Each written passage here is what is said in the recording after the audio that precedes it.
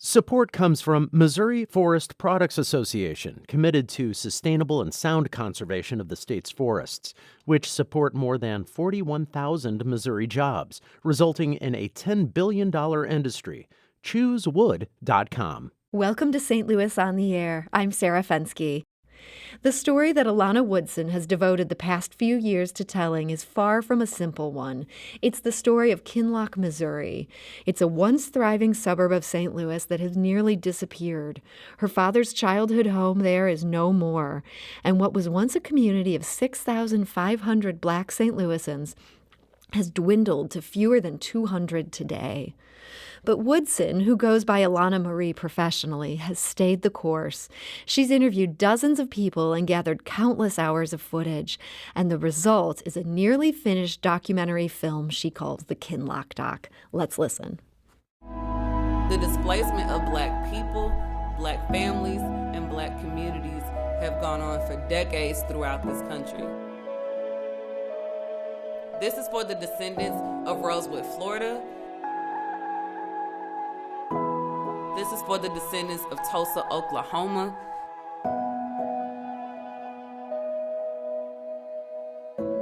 This is for the descendants of Seneca Village in New York, now known as Central Park. This is for Kinloch. And that is from the Kinloch Doc. And joining us today to talk about it is the filmmaker, Alana Marie. Alana, welcome to the show. Thank you. Good afternoon. So you didn't grow up in Kinloch. Why, of all the 88 municipalities in St. Louis, did this one catch your interest? I did not grow up in Kinloch. My grandparents were actually bought out 2 years before I even hit the scene in St. Louis. So I wanted to learn more about the city that raised my family. I had a lot of family lost between 2014 and 2017. So to get that direct information from family members, I no longer had that access outside of my father. But I wanted to connect with him more and be able to share this story with him while he was still alive, to share it with me as well. And there's a lot of misconceptions about the community for those who are aware of the city of Kinloch. And then there's the issue of several people that do not know what Kinloch is, where it is. And for me, it's like this city has so much historic value that it needs to be shared with the masses. Tell me about those misconceptions. What do you feel like are some of the biggest ones that are out there? Definitely how it came to be how it is now. So you have this thriving Black community, and then the idea of the airport just came in and told all of these people that they had to leave, and then the population decimated, which is only a very surface level of the story. And then you have a lot of fingers pointing towards the residents of Kinloch about how it looks like it does right now. So a lot of the trash that's surrounding the green space or the no trash pickup. And so there's a lot of commentary that the people who live there are the reason why it looks the way that it does.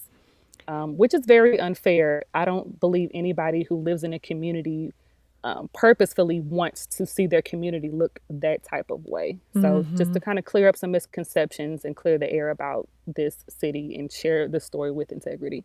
And it feels like with that history that you're telling in this story and that you've dug so deeply into, that maybe answers some of these questions. Why does it look like how it looks today? Why, how did it get sucked into the airport? All these questions are the questions that this film purports to answer. Definitely. Now, you describe Kinloch as Missouri's first all-Black city. What have you been able to learn about its early history? I learned that although it wasn't incorporated until 1948, so when it was official on the books and regarded officially as Missouri's first Black incorporated city, there were several other pockets within St. Louis that housed several Black communities. So you have your Meacham Parks, you have your Westland Acres, you have the Ville. So these are other communities that Blacks could live, considering back then that there were only a few places that Blacks could call home in the first place. All sorts of deed restrictions, and the government literally barred them from buying houses in lots of other places. Exactly. So you had the Ville. Go ahead. Oh, sorry. So yeah, as you were saying, there were limited options. This Kinloch was one of them, even before it was incorporated. Yes. So it also has this history of, I mean, there are so many people who have lived in this community who've gone on to do great things. Who are some of the luminaries that can point to having lived or stayed in Kinloch for some time? Definitely. Congresswoman Maxine Waters, she was born in Kinloch. Actress Jennifer Lewis was born in Kinloch. Activist and comedian Dick Gregory was born in Kinloch. Singer Ann Peebles was born in Kinloch. And it's a lot of that we don't get the chance to learn about because, one, if it's referenced, it's in regards to St. Louis. Like they're born and raised in St. Louis. And I want to clear that to say, no, that they were born and raised in the city of Kinloch. And one of the people you interviewed in your film described it as self-contained. Do you mean that it was separate from St. Louis? People lived there and did business there? When I speak to people from Kinloch who were born and raised there, one of the phrases that's often communicated is that Kinloch literally had everything but a bank. They had churches, they had schools, they had the confectionaries, mom and pop shops, taxi cabs, libraries, YMCA, literally everything but a bank. So they didn't need to go out of the city for anything unless they go to the bank. So did they not think of themselves as St. Louisans per se? They really thought of themselves as Kinloch first and foremost. I believe so. And it's not to disregard St. Louis in that sense, but they had so much pride in their community in being able to sustain and support each other. They often regarded the beginning of the word Kinloch as kin. So they regarded each other as kinfolk. So that even if they weren't blood related, they had a mission to support each other for whatever they needed. So what happened? I understand the 1980s were really sort of the critical decade for this community. What happened then? So to my understanding, Kinloch is directly across the highway from Lambert Airport. And in the early 80s to late 80s, there were plans to apparently expand the runway of the airport. It was expectations of Lambert Airport becoming this huge hub. And so they had to create more space to be able to land 2 planes at one time. And because Kinloch was directly across the highway, from it, they were one of the communities that was pinpointed to purchase property to buy them out. But Kinloch wasn't the only community that was impacted. Berkeley also had property bought out. Ferguson also had property bought out. There was an all-white community in Bridgeton called Carrollton that was also bought out, and parts of Hazelwood. But the issue with Kinloch is they had the gravest impact to where even now in 2020, the residual effect of having all of that property bought out and then the property that's lays dormant, infested with a lot of trash and just weeds and overgrown grass, and it became unkept. So out of all of the properties that were bought out, Kinloch seems to have the less care. So the airport bought these properties and then just basically let them sit. Pretty much. And you say Kinloch was harder hit than these other communities where the airport was also coming in and harvesting the land. Is that because more land was taken? Definitely. Okay. So definitely. I believe about a third of the land in Kinloch was purchased. So I think we mentioned earlier just how few residents are left in the city, 200 or so. What's even left beyond that? Are there still businesses that are there? It's obviously not this self-contained community anymore. No, to my understanding, with the exception of churches and the city hall, there aren't any revenue generating businesses within the city of Kinloch. To get anything from groceries to whatever else that you may need to purchase, you have to go to the surrounding municipalities like Berkeley, Ferguson, Cool Valley, but not in Kinloch. Okay. And on top of that, I know in the past decade, Kinloch has really grappled with a lot of political corruption. There's been so many city officials who have been sent to prison for stealing from taxpayers or enriching themselves in some ways. I mean, there's just been so much this community has had to deal with.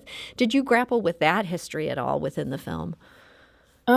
Definitely. It's almost as if the story of Kinloch, anything that could have happened to that community pretty much has happened. But I tend to look at the story of, I feel like there is a reason that the city of Kinloch is still incorporated. It's hanging on by a thread, but it's still there. And there are people, especially a lot of people within my age frame, I'm a millennial, who are wanting to bring better light to this community and see it have better days, regardless if it has people moving there or living there, but to rearrange the story about how people view the city of Kinloch. So there have been some recent efforts to try to bring this community back. Do you get the sense that any of them are having a good big impact? I do. I do. I was there when in 2017, Project Backboard is a nonprofit based out of California, and they came and revamped the Kinloch Courts basketball court. And they look And so so, cool. I mean, those courts just look yes, amazing. yes, and it was voted in Arch Digest magazine as one of the 10 best designed basketball courts in the world. Hmm. Even if you're on a plane, when you're coming in and when you're leaving out, you can see this huge, bright, beautiful spot in dead center of Kinloch. So that brought a lot of good eyes into the city and the community. And of course, with some other local officials like Rachel Prouty, who called out St. Louis City and the airport, and as well as St. Louis County for the lack of cleanup in the community. So those efforts are being initiated as we speak as well. So I think there's some groundbreaking going on in the community to right some wrongs that's been happening over the past. I understand you've completed many hours of interviews. You talked to more than 20 people for this film, and that's so much. I'm sure part of the hard part is trying to get it down into a manageable length. What's one interview that stood out to you? It's two actually. So my dad is one of the primary interviews in there, and I actually interviewed him 4 times. Believe it or not, sitting down in front of a camera and trying to pretend like the camera isn't there and being vulnerable and sharing stories is actually a very hard job. So I had to coach him through that because I knew the stories that he had and I wanted that to be conveyed on the camera. So But finally, on talking that fourth take, he was able to open up and start getting to the stories he told you as a kid. to the meat, I had to break it down like, Dad, just pretend that you are having a regular conversation with your daughter because you are. It just happens to be cameras in your face as well. And does he But he have did fond good. memories of his childhood there in Kinloch? Definitely. Oh my God. It's one story that he told me. I remember in the very first interview I did with him, him and his friends, and they were talking about it's a fable, as they say. There was a young man in Kinloch who is this diner in Kinloch that had these really, really good fries. And so the story was that the young man went into the diner, got the fries, wasn't paying attention when he walked out the store. And because he wasn't paying attention, he was hit by a Kinloch trash truck driver. Oh, And the truck driver got out of the car and went to the young man to see if he was okay. And then the first thing the young man said was, "Where are my fries?" So it's stories like that that my dad talks about all the time. And I had the opportunity to bring my dad together with a lot of his childhood friends that he probably hadn't seen in a while or they hadn't connected in a while. And I've been able to do that a lot during these 3.5 years. that's wonderful. So you said that was one of the two interviews that stood out. What was the other one? Sitting down with historian John Wright. To me, he is all things history in St. Louis. And I had been working to get him to sit down for a long time. He's an extremely busy man, but he just has a wealth of knowledge. And I felt like when we were talking, I was just sitting at the feet of an elder, and he just has so much information and so much love and passion about Black history within St. Louis. Like, I could have sat with him all day, literally all day. That's great. So this film, it has now come together. I know you screened the rough cut of the full feature film a few months ago. That was February 9th. I understand that's your father's birthday. You were at the Missouri History Museum. How did that go? It was perfect. It was a surprise, of course, up until the day I told him that we were having the screening, but it was sold out. And the Missouri History Museum helped sponsor it, and they put it on. I had a photo booth for people to come in and take pictures, and we had props. I had an intimate dinner right before the screening, and it was just, I don't have any complaints. So to see former Kinloch residents come in and thank me for telling the story in the way that they enjoyed it, it felt like a huge family reunion, and that's exactly how I wanted it to go. And my dad was extremely appreciative. That's so wonderful. And now the other wonderful thing, when we booked you to come on the show, at that point you had launched a Kickstarter. And in the time that has passed since we booked you, you've actually hit your goal for that. You're going to get that money. We did. We did. And oh my gosh, I was so nervous leading up to launching the Kickstarter in the midst of a pandemic. I had been planning this for several months and organizing things and working with the campaign manager, and I just wasn't sure if it was still the right time to do it. But I had received a lot of support from St. Louis, and the fact that we've exceeded our goal still amazes me to know that I can actually finish the film. Gratefully, we finished interviews back in December. So everything that we need to do now can be done remotely. Boy, So that's everybody perfect is timing. safe, and I can. Yes, perfect, perfect. Like I said, I have no complaints. So you're going to be doing this post-production now that this Kickstarter money will come through in just a couple days once that's over. Then what's your timing of when you're hoping to release this to the world? Prayerfully by this fall. I hope to have it done by this fall. Granted, it's a lot of research that I have to do within the midst of being in COVID-19 and how that impacts the film industry. What is it going to look like for film festivals? So I have to rethink my strategy about screenings and if I need to go straight to distribution. So there's conversations that I still need to have, but the biggest thing for me was bringing it to completion. And after it's complete, I can figure out where it'll go for everybody to see. Well, filmmaker Alana Marie, I want to wish you the best of luck as you're navigating this new post-pandemic or during the pandemic world with this film, and we just can't wait to see the final cut on this. So thank you so much for joining us today. Thank you. And that film, again, is the Kinloch Doc. The Kickstarter is still up if you want to get in on some of the perks. She has hit her goal, but it's still live and you can still join in on that. So we'll keep an eye on this film as you finish it.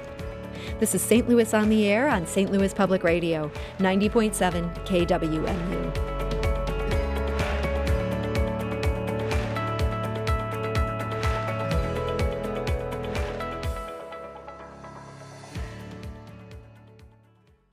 Support comes from the Missouri Forest Products Association, committed to conservation and careful management of the state's forests to make them more resilient and better habitats for wildlife. ChooseWood.com.